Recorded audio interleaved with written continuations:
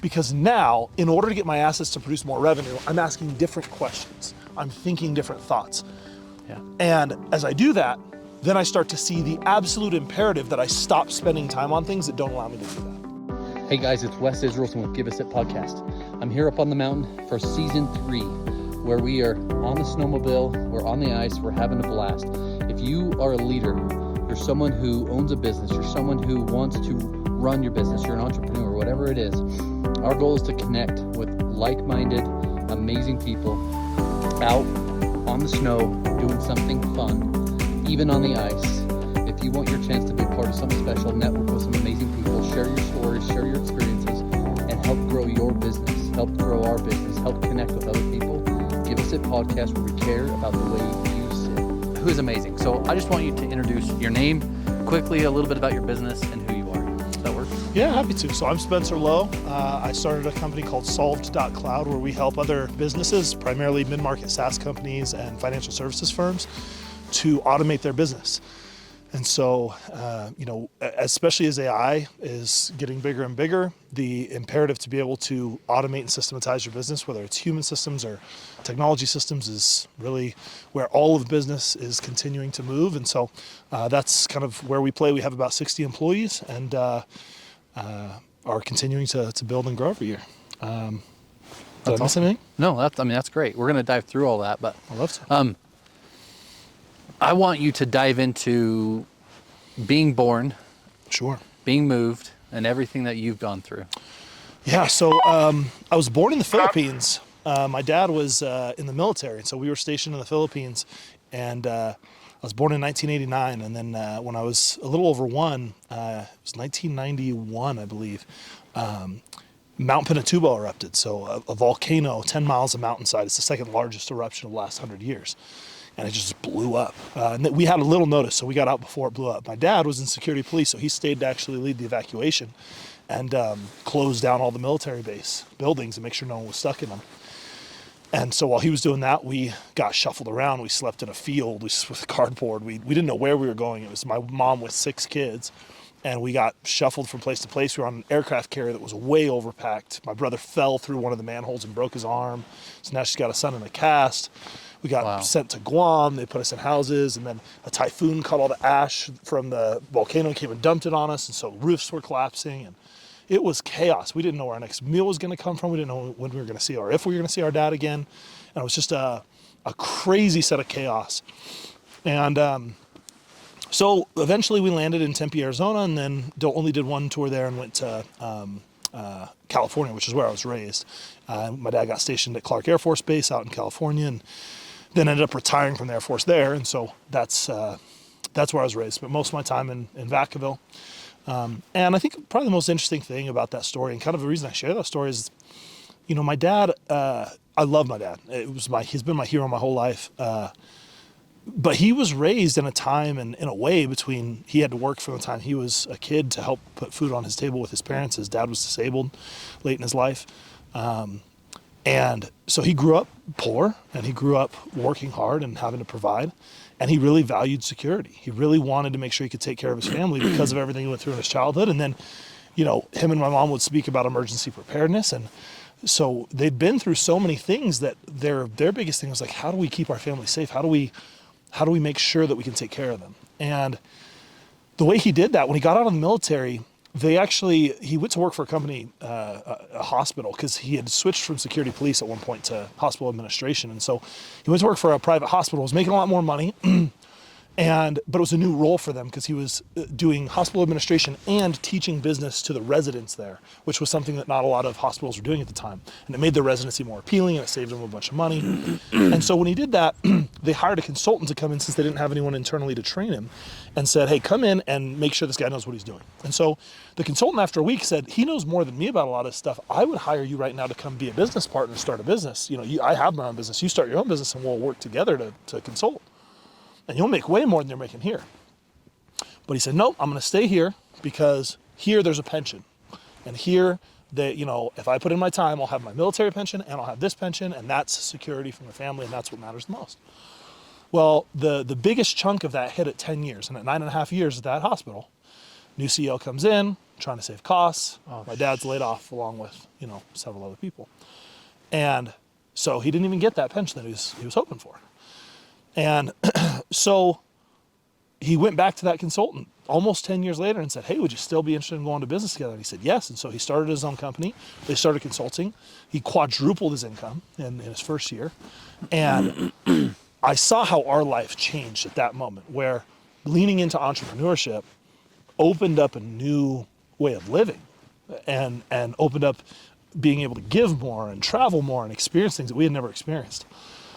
And so for me, that was really formative of realizing, okay, I got to do that way earlier in life, because real security comes from what you become, your skills, your ability to go deliver, not from someone just making you some sort of promise or from a pension or from some quote unquote safe job. The real safety is developing the value and skills such that you are valuable no matter where you go. And you took all of that knowledge and you started what? So that informed what I was doing, because I thought, I want to be able to provide for myself. And so my parents made me keep track of my own money from the time I was 8. I had a spreadsheet I had to reconcile with the bank. I had to show my dad my register for my checkbook. I had to show where all the money was going. I want you to highlight that one more time, just so your parents made you keep a what? A ledger? Yeah, basically a ledger and a budget inside of Excel. And it was a very new program back then. They're talking about, I was 8 years old, so it was the late 90s. And so, it's a very nascent technology, but my dad wanted me to be able to keep track of all my money, and he had a bunch of rules. I had to put 10% to me, pay 10% to me, 10% to God. I had to save money because I needed to save enough money to be able to pay for this money. They would give me $20 a month, but that was all of it. So when we went back to school shopping for clothes, I had to buy it out of my own money. When we went looking for books and things like that for school and notebooks, I had to buy all those own supplies. So I had to buy everything other than food and shelter out of that money. And so I had to budget it very carefully, and I realized there's only $2 a month that are going towards like stuff I want to buy. That's not enough to go to a movie. That means I'm waiting, several months for a single movie. It was like $6 or $7 back then to go to a matinee. And it's like, man, this is not a lot of money. And so one of my friends got an RC car, and I was like, man, I want one of those. How much is that? That was a few $100. So I went to my dad and I said, I'm gonna have to wait 100 months to get this RC car. This budget isn't getting me what I want. And he said, well, okay, you got to make more money then. And so I was like, okay, well. How old were you at this time? I was 12. And so he said, I'll buy a lawnmower. I'll get a new lawnmower. We had an old one, but he said, I'll get a new lawnmower, so it's nice. You mow our lawn, I'll pay you. And then you make flyers and you go advertise to the neighborhood, and you do other people's lawns. And if you go deliver value for people, you make more money, and then you can get your goals faster. But still, all of it has to go through your budget. I said, okay. And so that's what we did. And I filled my Saturday with people in the neighborhood and started doing lawns. But I was out of time. I didn't have any more time to work, and so I was capped to how much I could make. And I was able to get my RC car 6 or 7 months later, I think. But I got addicted to this idea of like, I want to build something, right? So I saw what happened with my dad. He taught me the skills to actually go start providing for myself really early. So by 14, I was like, I got to do something that makes more money. And I saw this little advertisement that said, if you want to make a lot of money and you're good at talking to people, call this number. So I did. And it was a little door-to-door sales job selling newspapers. And so I started selling door to door, and this guy would come by. I can't believe my parents let me go with him. He showed up in this big white van, like some sort of, pedo, and it tinted out windows. I've never met him. And he's like, I'm going to take your kid to Vallejo, which is the ghetto, and we're going to sell newspapers. And they were like, okay. And I was, 14. They just put me in his car. I took off. Who knows where he was going? Anyways, he took us out, and he dropped us off, and we'd knock doors every night. So I worked for about 3 hours a night knocking doors. And so I did door-to-door sales till I was about 22, ended up doing a bunch of different things, and then eventually decided the problem with sales was that I was always working when other people were not working, and so it was hard to date. So when I was 22, I went out to college and wanted to get a degree, got a master's degree in information systems management, and the goal there was just like, if I get something where I can make a good living without doing sales, then I can be at home with my family or like have a family in the first place. And sure enough, met my wife, and then while I was in the program, I still had that entrepreneurial bug. So I was like, I need to find a company where I can make as much as anyone's ever made in the program. So they're like, average for people who graduate with this master's degree is $70K. I was like, how much is the most you've heard of? They said $100K. I was like, great, I'm gonna make $100K when I graduate. So went and started interviewing with these companies that wanted to do internships. I said, I don't wanna just intern, I wanna work here part-time until I graduate and get enough experience to make $100K when I graduate. And some of them tried to tell me, oh no, we don't do that, or you have the wrong expectations, that's not how this works. But one of them, the CEO, it was this little Salesforce consulting shop, and he goes, all right, well, to do that, you need to make me 2.5 times what I pay you. So I need you to be making $250K in revenue for the company. I need you to, be leading a team probably. I'm going to need you to be pushing work offshore. This is kind of what the structure looks like to make the economics make sense. And he didn't even blink. And I was like, this is someone I want to work for. And he was an amazing mentor. His name's Hans Hendershot. He lives in American Fork. A great, amazing man. And so he was a close mentor of mine, and I started working for him, and then graduated a few years later. And a year after graduating, I was thinking maybe I'd work 5, 10, 15 years to eventually start my own thing, but I saw the opportunity. Average partners like ours were growing at 24% a year, and I'm like, that's a no-brainer. If you have an investment where you can get 24% returns, I'm going to run to that. Yeah. So, and I think I'm above average. So I'm like, I think I could do really well there. And so I left, told him, I said, hey, I want to go start my own company. He was very supportive, and started Solved, and that was 6 years ago. And we've grown. We did about a little over $7 million last year in top line revenue, and then ended up around, we've got about 60 employees right now. And it's been an amazing journey, and it's because of the mentorship from Hans. It's because of the ability to take all of that sales knowledge and everything I learned from managing a call center and all these other past jobs, and then adding a technical skill. And by taking the soft skill of sales and adding the technical skills around Salesforce at the time, it allowed me to build something. And it's turned into something really interesting. And I just want to, not every family gets to where your parents make you keep a ledger or even get you to understand what money, the concept of money. Now, what I love is that your parents got you to understand, hey, you get $20 a month. Now, this is how you allocate, and then this is whatever's left over is yours to do whatever you want with, right? Yeah. How important is that to teach your children now? Very important. My daughter just turned 8 last week, and so we're transitioning to a little bit more robust system with her. Up to now, what we've done is we do a quarter system. So we bought these little sort of piggy banks that have 3 slots. One is give, one is save, one is spend. And what we do is when they do work that is not their normal chores, we don't pay them to be good citizens, but when they do things I would pay someone outside the house to do, then I offered them, money. I said, hey, here's a job I have. Who wants it? And whoever steps up, then every job is 2 quarters. I try to size the jobs fairly, but basically the point is every job's 2 quarters. And what happens is when they're done with the job and we give them the 2 quarters, they have a paper ledger and they have to document with little tallies how many quarters are in each thing. And every time they bring out their piggy bank, if their tally's off, I take money away. So they have to keep the tally accurate. And then the second thing that happens is when they put the money in, if they put it in give, then the reward is when they fill up give and we go and we do some service project or do something nice with that money to give it, then we're going to take them out and do a party. We'll take them and do an ice cream party or something that they get to remember how fun it was to give. If they save, I double their money immediately. So their investment gets 100% return immediately. So any quarter that drops in a save, immediately I get another quarter, which is a really powerful signal to them of, oh, wow, I'm making a lot more money when I invest. And then the third one is spend. And when you put it in spend, the reward is you get to spend it. And that's the only reward. Yeah. And so that's what we've done with them so far, because they're 8 and 6 right now. And at 8, that's where we want to transition them into a little bit more of a formal budget. They've got more math skills now. We're big on not having our kids on screens, and so that's another thing that's made us hesitant to put them on Excel. But we'll find a way to do it here shortly. That's so cool. I mean, I think every parent, let alone your business owner, should do that with your children. I think it's so. When we talked about it, I'm like, wow. I went home and talked to my wife about it too. Going back to starting your business. Yeah. What was the hardest thing about doing it? I think the hardest thing is deciding. And I think what gets in the way of deciding is we have a really warped view of risk and of certainty versus uncertainty. So we're bad. Our human brain is bad at pricing sort of the unseen risks, and it's really good at pricing the seen risks. So what that looks like in behavioral economics is loss aversion. And so we have this bias where it's more painful for us to lose $1 than it is to gain $1. You have to gain something. I can't remember the exact math from the study off the top of my head. I want to say it's like $2.50 in order to, it's like 2.5 to 1 or something, to get an equal lift in happiness as you would have had in pain from losing $1. Yeah. So that is what I'm talking about. When I say we're not good at pricing the unseen risks, what I'm saying is we're so aware of the losing what we have, so keenly focused on it and price that so clearly. And we do such a bad job at pricing, yeah, but what is the opportunity cost? What could you have done? What's possible? And so that fear and that unknown keeps us where we are in any aspect of our life. And so for me, the hardest part of starting the business was that I had to start to price that differently. And so the way that looked for me was I started looking at, well, what could I make outside this company? I had a recruiter come to me and say, hey, we could pay you $200 to $240 a year for doing the same role. And I was only making $100 at the time.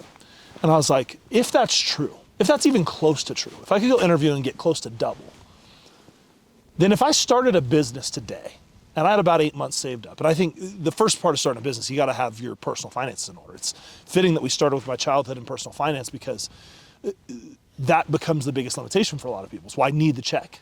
I can't go a month without pay.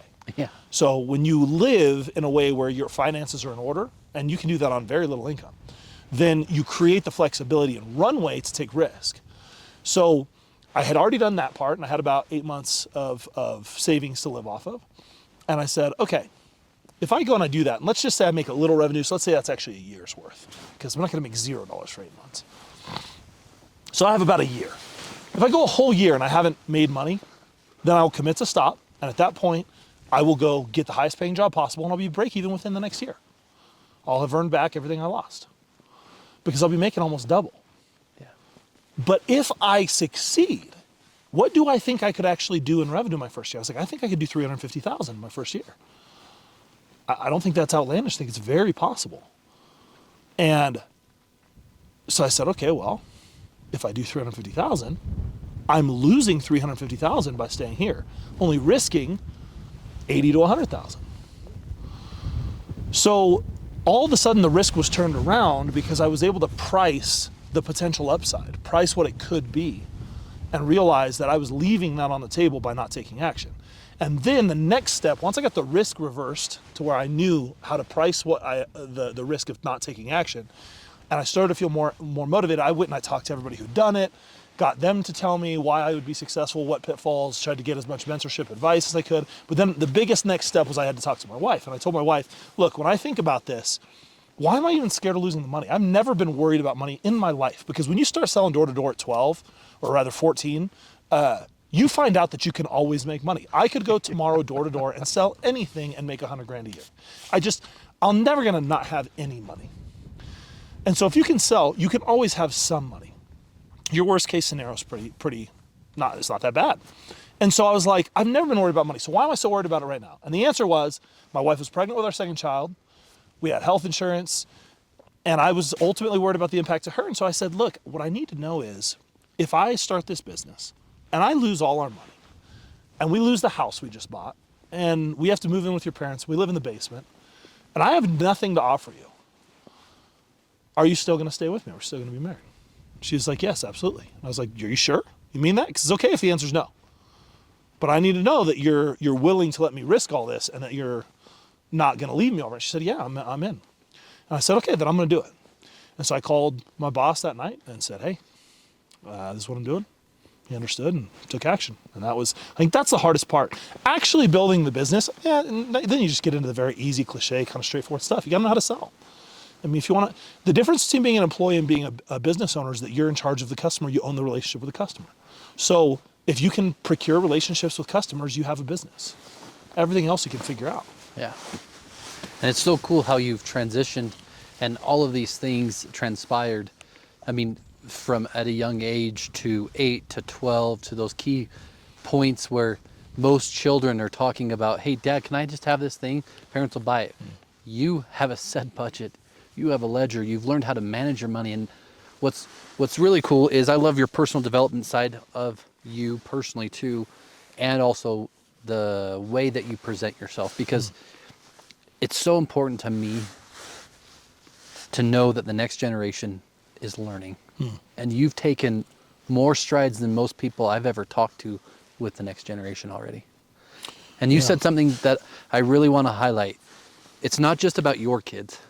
It's about being the best for their friends and their friends to show them what's possible, right? Absolutely. I mean, what's funny is as a kid, I felt like a loser, didn't have any friends, resented a lot of what my parents did. And then I became an adult and I'm just like grateful for all of it. You know, I see how it gave me unfair advantages in life. And And the thing is, as parents, we all want so bad to take away pain from our kids. But I hope my kids have a painful as hell childhood. I just want them to feel supported and develop the confidence that they can overcome that pain. Yeah. Because if they get through that and they come out of that with that kind of self-assurance and determination and work ethic and conviction and skill set, ideally, then they're going to go on to do great things for themselves and for others. But you don't get to build that and take away the pain.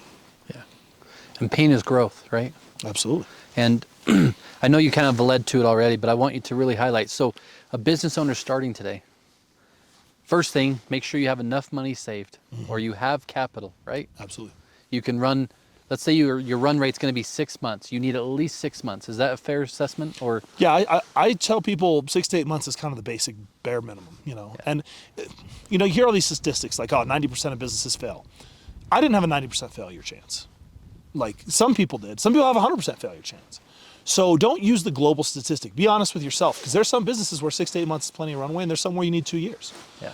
And so you got to be, if you're starting something that you don't have any, I started a company in the space I was already working in, had all the skills to do, had just helped scale someone else's company from 1.5 to 8 million, doing that thing. There was very little unknowns. I was not starting and just pursuing a dream or trying to be a visionary and change the world. I was trying to get my slice of a really good market that was growing really fast. Yeah. And so that's not the same as like starting a restaurant in a very risky area, or, you know, starting a tech company, a software company when you've never done software. Like there's things that are just so much higher risk. So you got to be honest about the risk. And then when you understand the risk, then that helps you understand how much runway you need. But yeah, you want to have more, not less. You know, you want to have the financial flexibility, and you want that at all times to start the business. You want it while you're operating the business, so that if all of a sudden you can't pay yourself, that's fine. You want it if you're an employee thinking about a business. That's having your personal finances in order is what gives you a lower factor of stress. And there's a lot we could talk about and teach on personal finance. There's plenty of gurus that are better than me at it. But to me, the thing to watch is what percent of my money every month do I have to spend and what percent is free? Because the bigger the gap is between how much you earn and how much you have to spend, my happiness has been most correlated with that ratio. So when I was living where I had to spend 70% of my money every month to get by, that was stressful. When I was less stressful than if you spent 100. But when I got down to where I'm living on less than 10% of what I make a month, I have so little stress in the world. Yeah. I think that's such a valuable lesson. I mean, I think what you've already said is so powerful.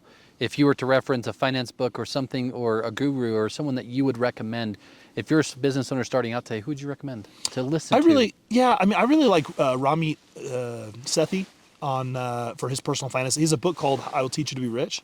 When I read it, it was like 70% stuff I did growing up, and I loved that. And then he had like 30% of stuff that was new that I thought was helpful. So I think he gives a really good framework that's really healthy. He's probably my favorite person if you want to go get a practical guide and just dive in for your personal finances. That's where I'd start. That's awesome.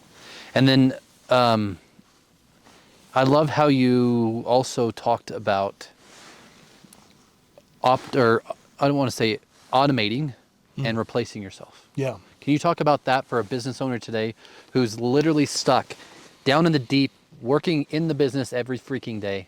Why do they need to get above it? Why do they need to automate? Why do they need to go through it? Well, I don't need to. That's why they haven't. If they needed to, they would. We do our musts. We do the things that we believe have to happen. Yeah. And I recommend it. I think it's the key to growth. I think it's a key to happiness. I think it's very much worth pursuing.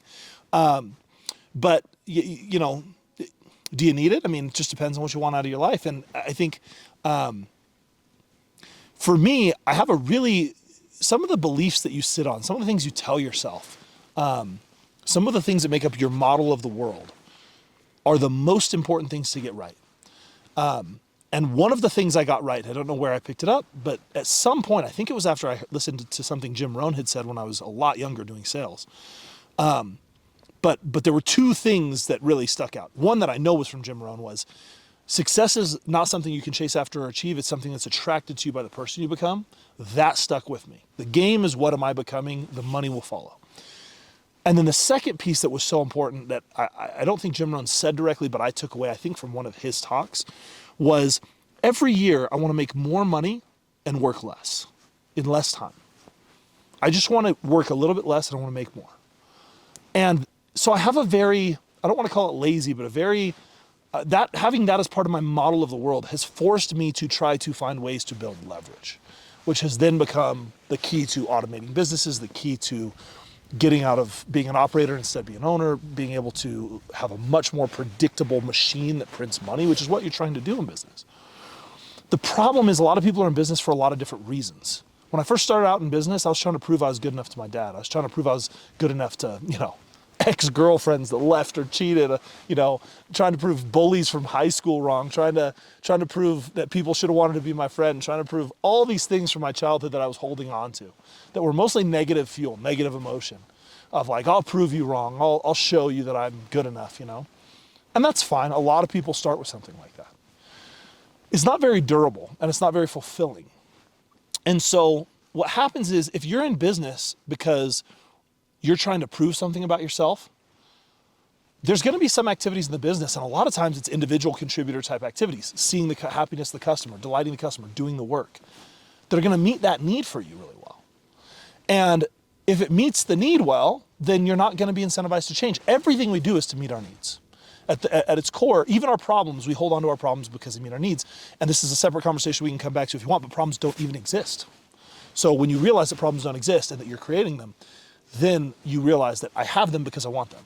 And if I have them because I want them, why do I want them? Well, usually people want them, especially entrepreneurs, because they're still fighting that fight, that I'm trying to prove I'm good enough fight. I'm trying to prove something to myself, to my dad, to a loved one, to whoever. And if that's what you're trying to do, it's going to be very hard to win business the way that I think business could be won. Because doing what I do would not meet those needs very well. But what I do does meet the need of printing money and working less and then making more, which is what my goal is. And if that's my driving force, if that's the need I have, then I'm going to find ways to do that. And to do that, you have to build systems. And fundamentally, one of the most important things I learned from an absolute savant. His name's Keith Cunningham. You can read any of his books. They're all pure gold. Highly recommend. But one of the things Keith taught me was there are 4 ratios in business. Business is essentially a machine. And you're just trying to build a machine that prints money. And to do that, what you have to do at the most macro level, the highest level, is you have assets or you acquire assets.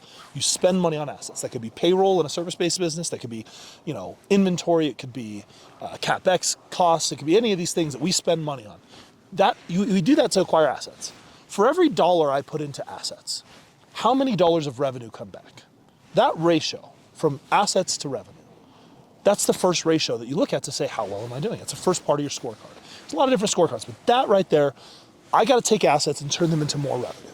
And if the more efficient I get at that, my machine's working better and better. The next step is I got to look at revenue and figure out what is the ratio for every dollar I get as revenue, how many dollars turn into profit?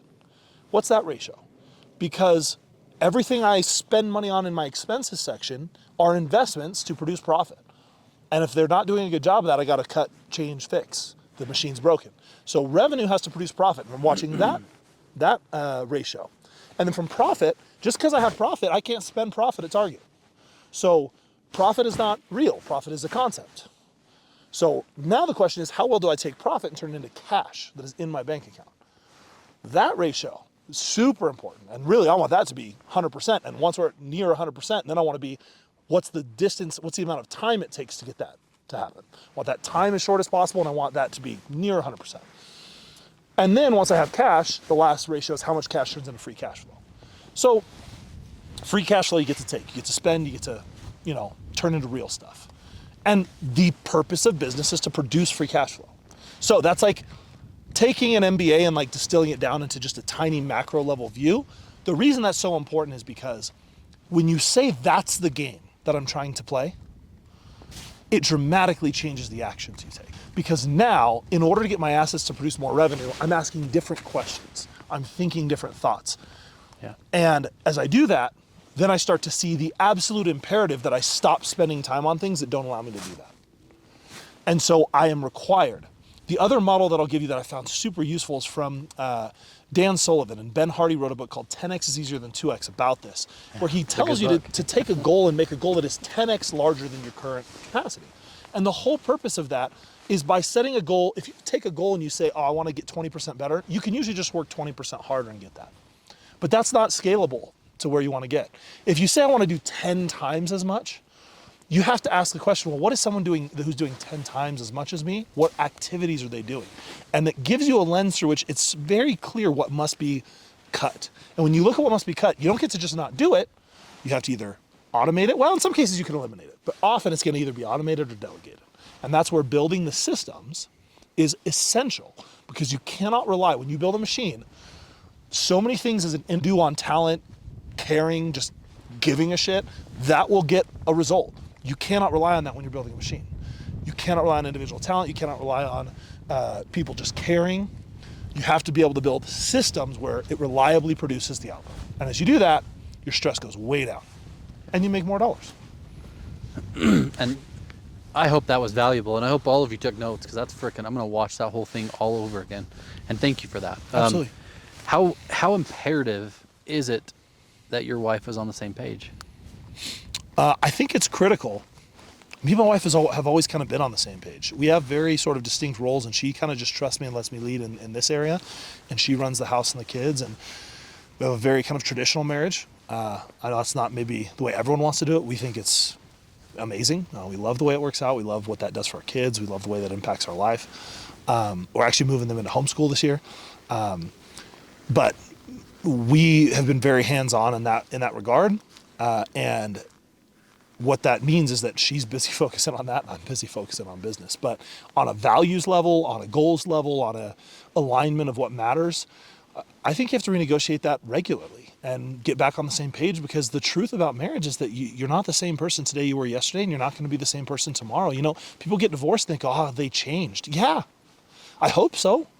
I hope you didn't just stay the same for 20, 40, 60 years. Yeah.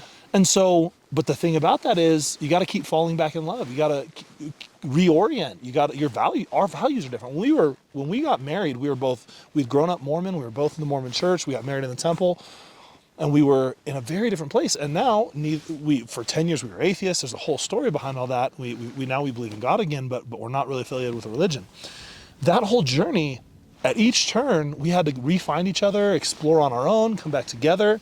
And our relationship changed, and yet we were able to stay on the same page about values, about what matters, about supporting each other, and so it's been very, very good for us. But it's work, and if you're doing the right thing, I hope you're growing, I hope you're changing, and I hope you're renegotiating and re-engaging. And you got to make space for that to happen. And I want to lead into personal development as a business owner, as a leader. How important is that? Well, I believe every business is exactly the size of the leader. I believe I am currently about an $8 million leader, and I'm hoping to be a $10 million leader this year. But I think the scoreboard in business is extremely fair, which is there is no, the market, the circumstances, my employees, you did it or you didn't. And so I don't believe in anything other than the outcome is the responsibility of the leader.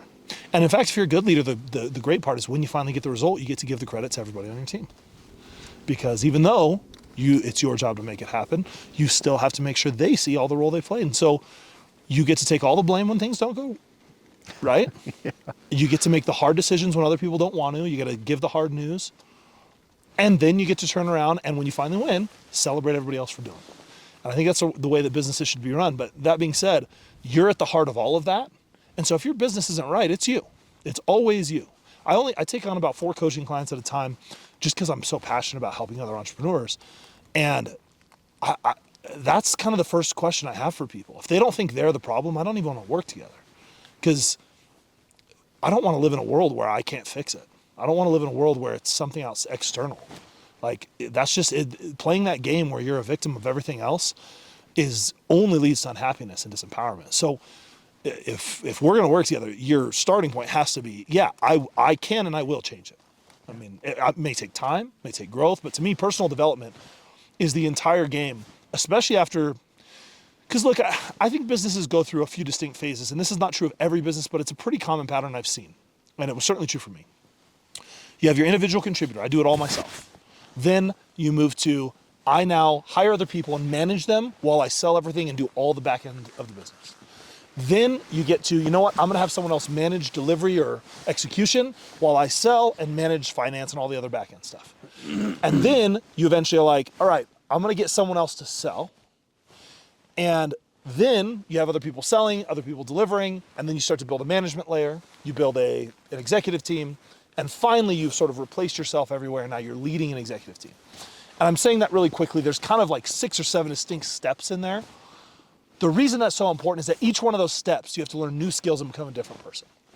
What makes you successful as an individual contributor is not what makes a great manager. What makes you a great manager is not what's going to necessarily make you a great executive. What makes you a great executive isn't what's going to make you great at leading the executive team. And so there are different skills required. And what's really interesting is that in my experience, all my limiting beliefs, they're not me saying, oh, I can't do that. They're me being sure I can do it and then applying an old skill or an old belief that's outdated and failing because I'm so sure that that's the way it has to be done. And so usually what limits us is our certainty around the things that we've already succeeded with. And under stress, everyone goes back to the thing that they know. So if I'm great at delivery and it's super stressful as a manager and one of my clients is complaining, I usually am going to jump in and deliver. It's the wrong thing to do. Almost always it's the wrong thing to do. But we will do it because it alleviates our stress. And under stress, we know how to deliver. What's hard is feeling the stress from the client, feeling the fear of the person who's serving the client, and then coaching them through going and doing it, having them go do it themselves, and being there and supporting and getting the result without putting your fingers on it. It's hard when you've always got the result by getting your hands on it. Yeah. But it's a new skill set. And that same thing compounds at each different level of the organization as you move up and as you grow. There's just different skills to learn. So if you don't take personal development seriously, then you're going to go as far as your current experience and talents can take you. What's nice about that is it's predictable and safe because that keeps us in the realm of certainty, and certainty is what gives us comfort. All the upside and growth is on the other side of uncertainty. It's being willing to say, I don't know. It's being willing to say, I'll try something new. It's being willing to go to a new conference, learn a new skill, meet new people. It's all on the other side of uncertainty. And I think this is going to be a valuable question because I want to ask, what's a daily routine look like for you in all this? I'm really hilariously unorganized in many ways. I'm not an operations person. Once I solve something, then I'm ready for someone else to run it, which is maybe good at delegating. Because as soon as I get it right and the system works, I want someone else to run it. But with that being said, there have been patterns in my life that then have become rituals. One of them is my morning routine. For me, the morning is fairly simple. Get up at 5:30 and immediately get out of bed. Go to a place called Plunge where I do 3 minutes in a cold plunge and then 20 minutes in a sauna that's 220 degrees. And then get out of there, go to the gym, lift heavy weights for an hour. Then on the way home, I do my incantations, which would be kind of like affirmations. The main difference between the word incantation and affirmation, the way that Tony Robbins teaches it, who I learned that from, is incantations, you use your whole nervous system. So instead of just an affirmation where I'm saying it, in incantation, you want to use your physiology. You want to move while you're saying it. You want to engage your muscles, yell, scream, cheer, do things that take the intensity such that it gets into your nervous system as deeply as possible. And so anyways, I usually do that on the way home and actually record that and send it to a group of friends that I do that with in a WhatsApp group. And so I post into there. But that being said, that's my whole morning routine. I get home and then I've carved out time where when I get home, I can help get the kids ready for school, have a little connection there with the family before they're gone, and make sure my wife's not too stressed during that morning, and then they're gone and I'm off to work. That's cool. And then I guess here's another ritual that I got from Dan Sullivan, which is the way work looks is I have 3 things a day I do. So I have a paper pocket planner, and every night, so I do have, I guess, a nightly ritual, but every night I sit down and I write, what are the 3 most valuable things I can get done tomorrow? And that's all I do. So once my family's gone, I have mostly white space on my calendar. You can see it on my X. I just posted it the other day. My calendar, I have about 6 hours or 7 hours of meetings a week that are scheduled. I do my leadership alignment meeting on Monday, company walk. I have a company meeting on Thursday, and then I have mostly just coaching my executive team on Friday. Outside of that, it's all white space. And then my goal is to be able to be proactive in that time, not reacting to anything, which means I'm going to set out the night before and decide what the top 3 things are that are most valuable. And those are the things I'm going to get done to make sure that the day went well. And it's outcomes. It's not actions. It's not tasks. It's not, I got to get this, I got to check this box. It's like, what's an outcome? If I got all the way to this is done, that would be highly valuable. And then sometimes one of those 3 actions is I just need to think for an hour or 2 about this. In fact, that's one of the most valuable. Keith Cunningham teaches that as well. It's a book called The Road Less Stupid, Notes from the Chairman of the Board. And it's all about how by spending more time thinking and planning, you can eliminate so many problems in your business. And so I'll sit down and I'm asking questions like, if I had to grow my whole business based on referrals, what would I change? Why are we not already doing that? If I, right now, like one of the ones I asked just the other day was like, how do I take my current sales efforts, double them, but spend half the time, the people that are selling, those same people have the ability to automate other parts of the business. And the single most valuable thing I could do is free them up to spend double the time. Spend 1 day a week right now automating parts of our business. If I could get them to spend 2 days a week, it'd double our pace of automation. So how do I double that? Well, I need to save time. So that led through all the thought process it led to me telling them, prioritize right now automations that will double our velocity on sales. And that will allow us to then take your time and double the speed at which we're automating everything else. So coming up with those type of ideas, you got to wrestle with them. You got to think about them and then ask good questions, better and better questions. And so that dedicated thinking time is something I do regularly, 1 or 2 times a week, so that I can get to the most valuable things, because then you're focused on the things that will actually unlock the business. So that's a ritual I have, is that I only do 3 things a day. They're handwritten in my planner. And then at the end of the day, I do magic moments where I write what I'm grateful for that day and compare how I did. And then I plan the next 3 things for the next day. And that's all that's in there. I stopped doing it on my phone because it was too distracting. And so it always happens. And then I like having a physical copy too, because I can thumb back through different weeks and just see, this is how it went. This is what I got done. It's nice. And we had talked about 2 things before. So the very first day I met you, we were in a CEO group, and it was a dinner.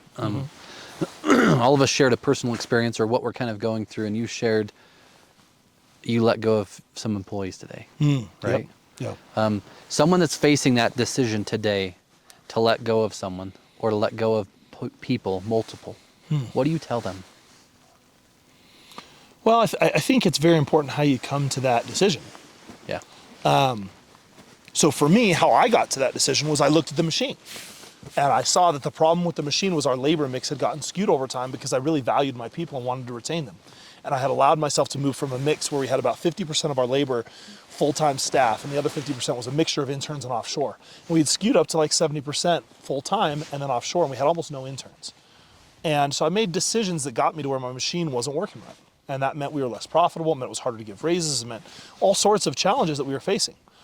And so there was no one in my company I wanted to let go of or that deserved to be fired. I mean, we do a good job of managing people out if they're not a fit. So this was more in order to fix the machine, I've got to let some people go. And so I think I had a lot of certainty having done that analysis and knowing that I had made the mistake, which then made it easy to go to them and tell them the truth. Hey, it was my fault. I let us get here. I made the decisions to get here, and I'm sorry. You decide about what you're going to do for them in terms of severance, what you can do in terms of severance and benefits to make sure you're doing right by them and being fair to them. And I went and gave them the news myself and said, look, this is what's happening, and it's on me. It's not your manager. It's not anyone else. I'm choosing this. This is what happened. And so, and then I worked actively after they left to try to help them get jobs. And both of them now, I have confirmed that one of them got a job and the other one, I believe, has a job.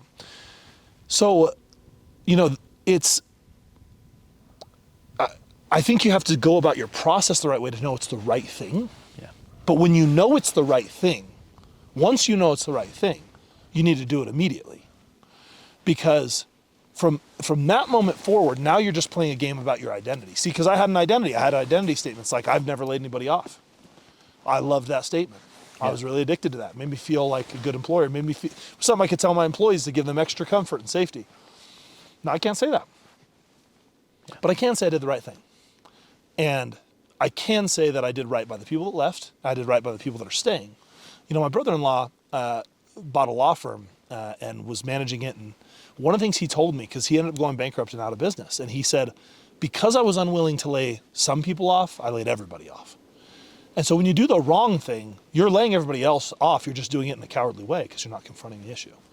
So your process to making the decision really matters so that you get the right moral conviction. But the second you have the conviction, you know what the right thing is to do, you need to do it quickly, you need to do it fairly, you need to move on it. And I had someone who called me that is a coaching client of mine just last week and was like, I'm literally at a trade show. I know this salesperson has to go. What do I do? And I said, you fire him right now. And this is the process. Let's walk through it. But it's got to happen now. Do not delay. You called me. What's funny is he had talked to me a month ago and said, I think I might need to let this person. I said, do it. From everything he told me, I knew it was the right thing, and I started telling him to do it. And he's like, oh, And so he came back to me a month later, and he goes, I should have listened then. I'm ready to listen now. And so we got a plan. We let the person go. We did it the right way. We followed the right process. And on the way out, he said, look, I know what the numbers have been. You're right. I haven't delivered. And thank you for being so kind and treating me the right way. And, you tend to sort of think it's going to be so painful and so bad. But, again, when you follow the right process and do the right thing, it's not something to be scared of. You get scared because you're dealing with your own identity. And so that part you got to get coached through or work through so that you're not fighting yourself. And something you said that I just want to highlight. So businesses today, or anyone running a business, if you're not understanding the processes he's laid out, that he's learned, that he's trying to implement and or has implemented, every time you come up to a critical decision, you're basing it off of feeling only, or basing it off of scarcity. If you have the system proven and you know what needs to happen, your certainty's there, right? The decision to do it's clear, and you know you need to do it, and there's no backing out of it. It's just a matter of, hey, sorry, this is what we're going to do, and I got to do it right now, right? Yep. Committing and go, right? But if you know your numbers and you know the process and you've set all these things up and you're actually following it, things get better. We often coach our consultants to tell our clients that, perfect is never the standard. We're going to do our best, and we're going to act in good faith, but we're not going to be perfect. And then when we get it wrong, we'll do fair by you.